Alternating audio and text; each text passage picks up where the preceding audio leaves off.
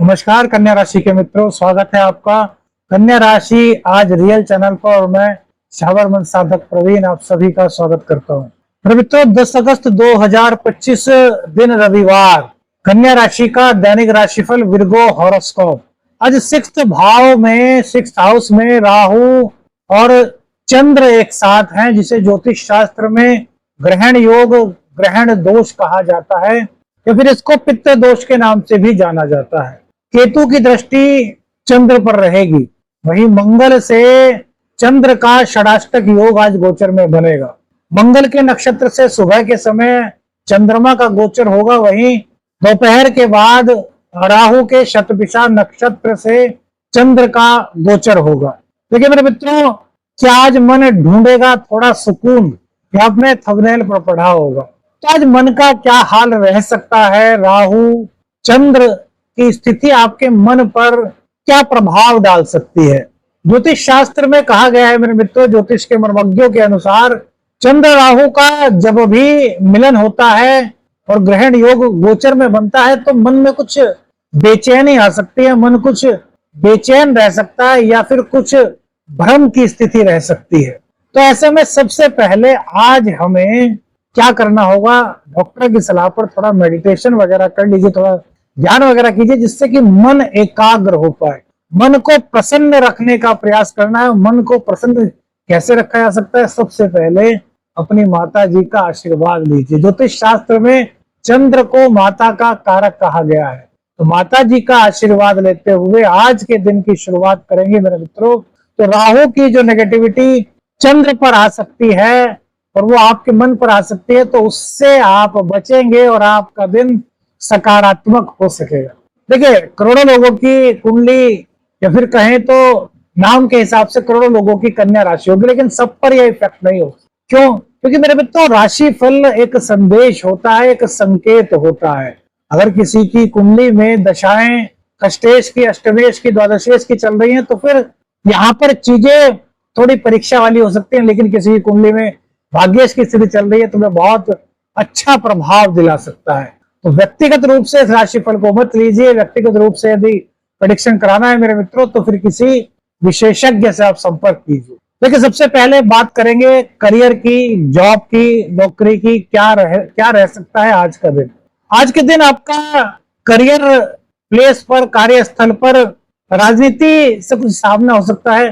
तो पॉलिटिकल जो होता है ना, ये कहते हैं इसको ऑफिस पॉलिटिक्स, इससे मेरे मित्रों आपको दूर रहना है। इसके के चक्कर में नहीं पड़ना। आपको सीधा अपना कार्य करना है, निष्ठा के साथ अपने सीधे कार्य को आपको फोकस करना है। कोई क्या कह रहा है, कोई किससे कह रहा है, क्या सुन रहा है, इससे आपको मतलब नहीं रखना चाहिए। यही ज्योतिषीय संकेत है आज।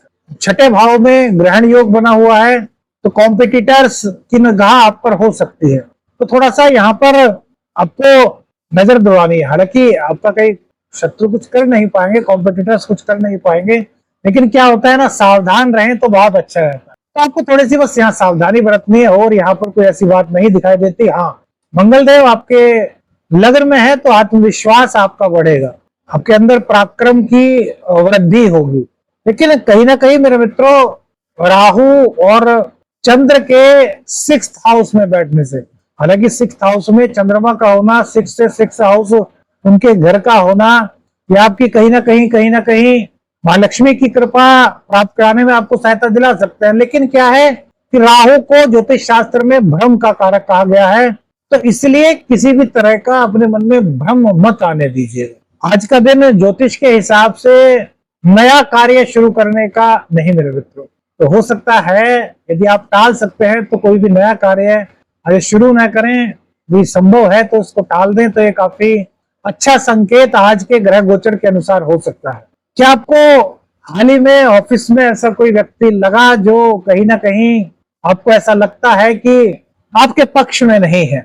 अगर महसूस हुआ है तो अपने अनुभव कमेंट्स में कीजिएगा मेरे मित्र। आप लोग कमेंट्स नहीं करते, इसलिए हम राशिफल भी छोटा करते जा रहे हैं कि आप लोगों को शायद ऐसा लगता है कि राशिफल बड़ा हो रहा है तो आप लोग नहीं करते, लेकिन हम छोटा करते हैं तब भी आप कमेंट्स नहीं करते मेरे मित्रों। तो थोड़ा सा अपने अनुभव हमें बताया कीजिए, राशिफल में कौन सी बात आपको अच्छी लगी, इसके बारे में थोड़ा सा हमें अपनी सलाह आप दिया कीजिए। ताकि और विस्तार से प्रेडिक्शन कर सकें, ज्योतिषीय सलाह आपको दे सके। मेरे मित्रों, बिजनेस और साझेदारी में आज का दिन कैसा रह सकता है? देखिए, ग्रहण योग 6th हाउस में है और 7th हाउस में शनिदेव विराजमान है।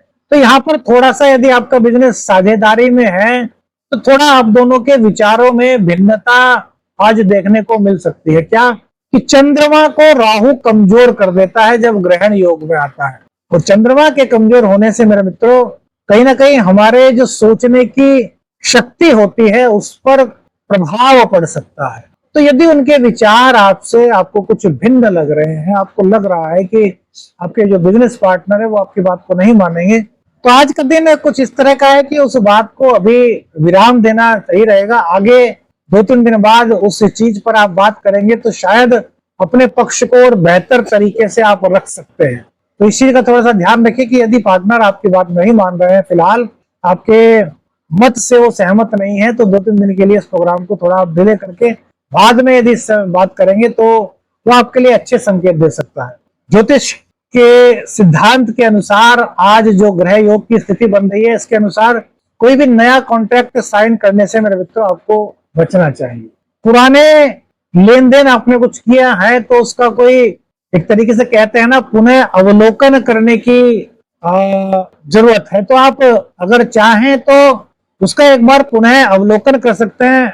ऐसा कुछ संभावना दिखती है कि कहीं पर कुछ त्रुटि वहां पर हो सकती है, तो एक बार आप चेक कर लेंगे तो ये काफी अच्छे संकेत आपके भविष्य के लिए दे सकता है। मेरे मित्रों, प्रेम जीवन और दाम्पत्य, राहु चंद्र की स्थिति भ्रम पैदा करती है ज्योतिष मनोज्ञों के अनुसार। तो मेरे मित्रों, जो आपके पार्टनर हैं, जो आपके प्रेमी हैं, प्रेमिका हैं, आपकी बात को गलत समझ सकते हैं। आपने कहा कुछ और, आपका मंतव्य कुछ और था कहने का, और उन्होंने कुछ और समझ लिया। इस तरह की परिस्थिति गोचरवश बन सकती है आपके साथ। या फिर आपने उनसे कहा कि भाई अभी आप मिलना चाहते हैं, अब आपने कहा मिलना, अब उन्होंने समझ लिया कि आप अभी कह रहे हो कि आप अभी मिल लो। मतलब इस तरह की कुछ कंफ्यूजिंग जो होती है ना, कि कहीं कुछ और, सुने कुछ और, समझे कुछ और, इस तरह की कुछ संभावना 6ठे हाउस में चंद्रमा और राहु के कारण हो सकती है। तो स्पष्ट संवाद रखें और अपनी बात को 1-2 बार उनसे कहें और फिर टैली कर लें कि जो आपने कहा है वही वो समझे या नहीं। तो इससे क्या होगा कि संबंधों में मधुरता आएगी। यदि कहीं पर कुछ कंफ्यूजन था तो वो भी आपका दूर हो जाएगा और रिश्ता आपका सकारात्मक रूप से मजबूत की ओर बढ़ेगा। दाम्पत्य जीवन की बात करें तो मंगल और शनि समसप्तक योग बना रहे हैं। मंगल लग्न में तो शनि सप्तम भाव में बैठे हुए हैं। तो मेरे मित्रों, कहीं ना कहीं एक तो ग्रहण योग का निर्माण, ऊपर से मंगल और शनि का समसप्तक योग, वहीं मंगल से चंद्र का षडाष्टक योग, तो ये क्या करता है, आत्मविश्वास की अभिवृद्धि जब होती है तो ये कहीं ना कहीं कुछ इगोइस्टिक बना सकती है। तो आपको शायद ऐसा लग सकता है कि आप अपने पार्टनर से बेहतर जानते हैं और अपनी बात को उन पर थोपने का प्रयास आप कर सकते हैं। तो ऐसा मत कीजिए। हो सकता है आपको ज्ञान है, तो हो सकता है आपके पार्टनर को आपसे ज्यादा ज्ञान हो, या ये भी हो सकता है उनको आपसे ज्यादा ज्ञान ना हो, लेकिन उन्होंने जो बात कही आपके बात पर तो सही हो सकती है। तो एक बार देख लीजिए, थोड़ा कहने से पहले, प्रत्युत्तर देने से पहले आपको समझ लेना चाहिए, आपको सोच लेना चाहिए, विचार कर लेना चाहिए कि यार हर बार मैं ही सही हूं, ऐसा नहीं, कई बार दूसरे भी सही हो सकते हैं। हम ये नहीं कह रहे कि वो सही होंगे, आप सही होंगे। हमारा कहने का तात्पर्य है कि दोनों को एक बार कंपेयर करके देख लीजिए। इससे क्या होगा कि इगोइस्टिक यदि आप नहीं होंगे, अभिमान आप नहीं करेंगे और मानसिक भ्रम में नहीं रहेंगे। जैसे कि कहते हैं ना कि मन बेचैन सा हो जाना, या फिर कहें कि वाणी में कटुता का हो जाना, ये चीजें आप अपने जीवन से दूर करेंगे तो आपके संबंधों में प्रगाढ़ता आएगी। आज प्रेम संबंधों को प्राथमिकता देनी चाहिए, उन्हें समझना चाहिए। लेकिन यदि कोई निर्णय लेना है मेरे मित्रों, तो अभी 2-3 दिन के लिए आपको उसको टालना बेहतर होगा। प्रेम संबंधों में, दाम्पत्य जीवन में बस एक दूसरे से संवाद को स्पष्ट रखना है और सोच लेना है कि उन्होंने बात जो कही है वो सही है। बस एकदम से बिना सोचे समझे प्रत्युत्तर देने से मेरे मित्र आपको कहीं ना कहीं बचना चाहिए। संतान और शिक्षा के मामले में क्या गोचर का संदेश है? शिक्षा में कहीं ना कहीं मेरे मित्रों कुछ एकाग्रता की कमी हो सकती है। ऐसा आपको लग सकता है, अब बैठे बैठे पढ़ रहे हैं, आपका मन बहुत अच्छी तरह से लग रहा है, आप क्वेश्चंस सॉल्व कर रहे हैं, तभी आपको ऐसा कुछ महसूस हो सकता है कि यार मेरे मित्र ने तो कहा था इस वक्त खेलने चलना है, अब चाहे ना भी कहा हो, मतलब इस तरह की ख्याल आपके मन में ऐसा आ सकता है। या फिर इस वक्त जो मैं काम कर रहा हूँ, इस वक्त जो मैं पढ़ाई कर रहा हूँ, वो कर रही हूँ, उसको थोड़ी देर बाद कर लेंगे, अभी टीवी देख लेते हैं। मतलब एकाएक, अब चूंकि राहु अप्रत्याशित चीजों को करता है, राहु को अप्रत्याशित चीजों का कारक कहा गया और चंद्र के साथ राहु है। तो जब भी हम पढ़ते हैं तो उसमें मन, मन मीन्स चंद्रमा का होना आवश्यक है ना। तो जब चंद्रमा राहु के साथ है तो एकदम से राहु कुछ ऐसा असर डाल सकता है कि चंद्रमा ये सोचे कि यार अभी पढ़ाई नहीं करके थोड़ी देर बाद कर। समझ रहे हैं ना, बहुत विस्तार से आपको संकेत बता रहे हैं कैसा हो सकता है। तो आपको ऐसा नहीं करना। गुरुदेव, आपको गुरुदेव जिसको भी आप गुरु मानते हैं या फिर आपके कॉलेज में जो आपके सबसे प्रिय शिक्षक है, उनको याद करके पढ़ाई में बैठिएगा। देखिए, गुरु का दर्जा हमारे गुरुकुल पद्धति में बहुत उच्च का बताया गया है।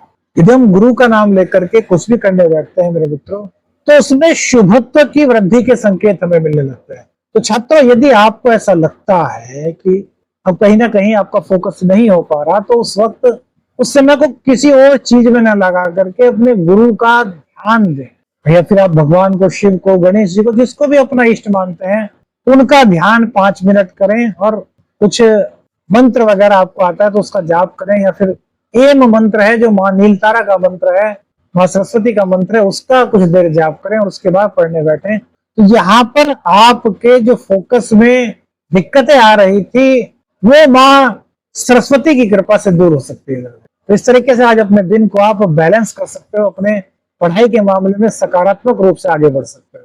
संतान पक्ष की ओर से थोड़ी सी चिंता आपको हो सकती है, थोड़ा तो जिद्दी दिखाई दे सकता है आपका बच्चा, लेकिन वहां पर भी आपको यह नहीं समझना कि वो जिद्दी हो। आज का स्वभाव ग्रहों के कारण उसका ऐसा हो सकता है, लेकिन हम उसको मित्र बन करके समझाएंगे, जैसे कि अष्टशाबर मित्र बन करके हम आपको ज्योतिषीय सलाह देते हैं, तो वो आपकी बात को मेरे मित्रों मान ले। बच्चे जब थोड़े बड़े हो जाएं, समझदार हो जाएं, तो उनको प्यार से समझाना चाहिए। प्यार से कही हुई बात बहुत जल्दी दिल में उतरती है मेरे मित्रों। ये हमारे वेद पुराणों में लिखा है, हमारे शास्त्रों में उल्लिखित है। वाणी और प्रेम दो ऐसी चीजें हैं जो सबसे ज्यादा मनुष्य जीवन को प्रभावित कर सकते। प्रतियोगी परीक्षा मेरे मित्रों, तो प्रतियोगी परीक्षा का भी वही हाल रहने वाला है। देखिए क्या है कि आप बहुत मेहनत करने वाले हैं, आपका मन पढ़ाई में लगने वाला है, लेकिन अप्रत्याशित रूप से कि राहु और चंद्र है, तो यहाँ पर वही हमने बताया आपको कि माँ सरस्वती का ध्यान करके आप पढ़ाई करने बैठे, गुरुदेव का ध्यान करके पढ़ाई करने बैठे, तो जो ध्यान भटकने की संभावना है ना, वो मेरे मित्र बहुत कम हो सकती। और कहीं ना कहीं आज अपने आप को सफलता यदि प्राप्त करनी है, अपने एम को प्राप्त करने की आप में दृढ़ इच्छा शक्ति है मेरे मित्रों, तो कहीं ना कहीं थोड़ा सा माँ का आशीर्वाद लीजिए। थोड़ी देर माता, जो आपकी माता जी है, उनके पैर दबाइए। माता और मन का सीधा संबंध होता है। जितनी आप माता की सेवा करेंगे उतना आपका चंद्र मजबूत होगा ज्योतिष शास्त्र के अनुसार। और जब आप मन यानी कि माँ की सेवा करेंगे तो आपका मन मजबूत होगा। तो पढ़ाई में, प्रतियोगी परीक्षा में कहीं भी यदि कुछ एकाग्रता भंग होने की संभावना बन रही है तो उससे आपको मुक्ति मिल सकेगी मेरे मित्र। इस चीज को अपने जीवन से जोड़ना है, अपने आदर्शों में इसको, हमारा आदर्श है, इसको अपनी दिनचर्या में आपको शामिल करना चाहिए। माता और पिता का आशीर्वाद सबसे अमूल्य कहा गया है। माता, पिता और गुरु, हमारे वेदों में, पुराणों में, शास्त्रों में इनके आशीर्वाद को सर्वस्व कहते हैं ना, फलदायक, या फिर जिसको कहते हैं प्रभावशाली बताया गया। भाग्य और धर्म की बात करते हैं मेरे मित्रों। नवम भाव में यूरेनस है। अचानक से नए विचारों का उदय हो सकता है। अचानक से किसी सकारात्मक कदम की ओर बढ़ने की ओर आप सोच सकते हैं। भाग्य यहाँ पर आपका साथ देता हुआ दिखाई देता है। भाग्य आपका साथ देता है। यूरेनस भी अप्रत्याशित रूप से आपको भाग्य का साथ दिला सकता है। नई तकनीक पर आधारित किसी कार्य में आज आपका मन लग सकता है। धन, निवेश और खर्च मेरे मित्रों, केतु का 12वें भाव में होना, चंद्र का 6ठे भाव में होना, अचानक से कुछ खर्च की वृद्धि के संकेत यहाँ पर दिखाई देते हैं। तो बजट बना करके कार्य कीजिएगा, फिजूल खर्ची करने से बचिएगा। और आज कोई भी बड़ा निवेश करने से मेरे मित्रों बचिए। गोचर की स्थिति के अनुसार आज ज्योतिषीय सलाह निवेश करने की नहीं दी जा सकती है मेरे मित्रों। तो इससे आपको बचना चाहिए।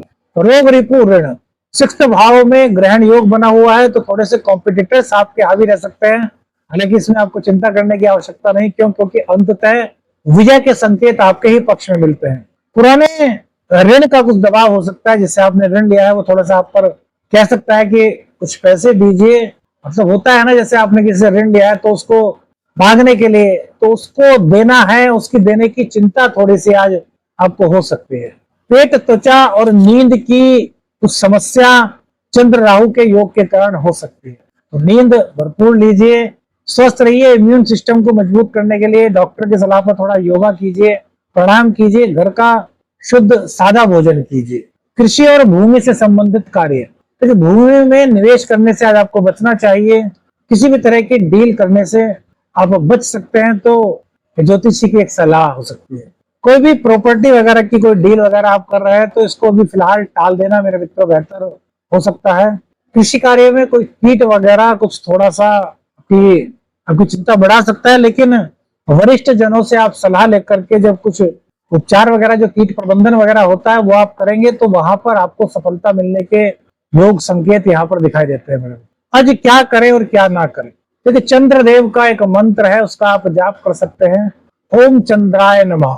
चंद्रदेव को दूध अर्पित कीजिए कच्चा, और भगवान शिव को जल अर्पित कीजिए, जल से अभिषेक कीजिए।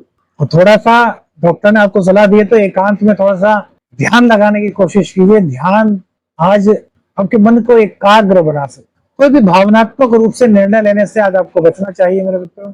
निवेश या कॉन्ट्रैक्ट आदि से भी आपको आज बचने की ज्योतिषीय सलाह आपके एस्ट्रो मित्र द्वारा दी जाती है। मतलब आज का जो गोचर है उसमें ग्रहण योग बन रहा है, इसके हिसाब से आपको निवेश या कॉन्ट्रैक्ट को अभी टालना ठीक रह सकता है, तो किसी प्रकार के विवाद से आपको बचना चाहिए।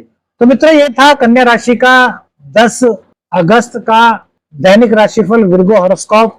अगर आपको ये जानकारी उपयोगी लगी तो वीडियो को लाइक करें, शेयर करें और चैनल को सब्सक्राइब करें। कौन सी बात आपके दिल को छू गई, इसको अपने अनुभव को कमेंट्स में साझा करें मेरे मित्रों।